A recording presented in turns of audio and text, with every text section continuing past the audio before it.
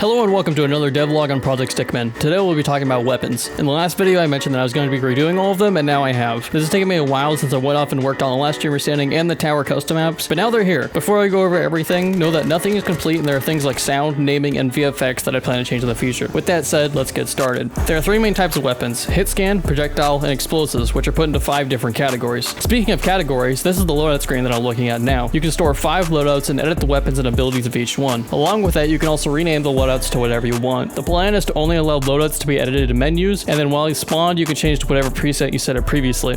Back to the weapons. There's 3 main values that change per weapon, which is damage, armor damage, and fire rate. All of these values are subject to change on all of these weapons, but some values have high normal damage and low armor damage, some do more armor damage than normal damage, and some do a ton of each. Fire rate is pretty universal between all of the weapons, with only a few milliseconds difference between most of them. But now that we've talked about the difference between them, let's go over each of them.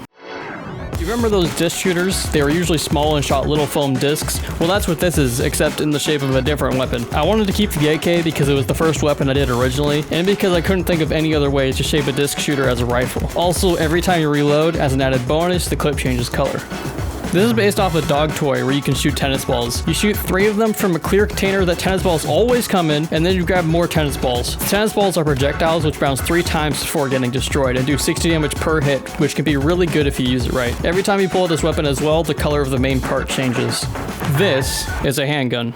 I don't know what else to say, really. It's a fast fire rate SMG with a ton of ammo, which I know Kish would like.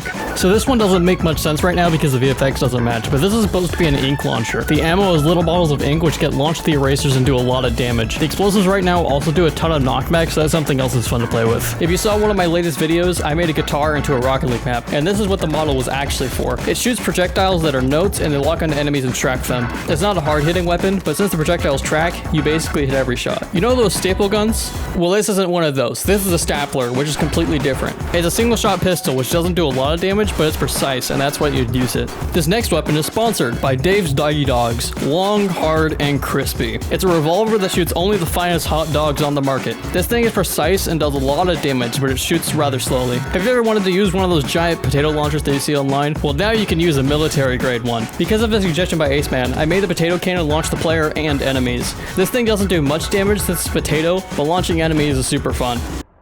My favorite weapons in games are snipers, so I had to add one that would be fun. I took a little different approach and made a crossbow that shoots colored pencils. And thanks to Countrymo for this idea.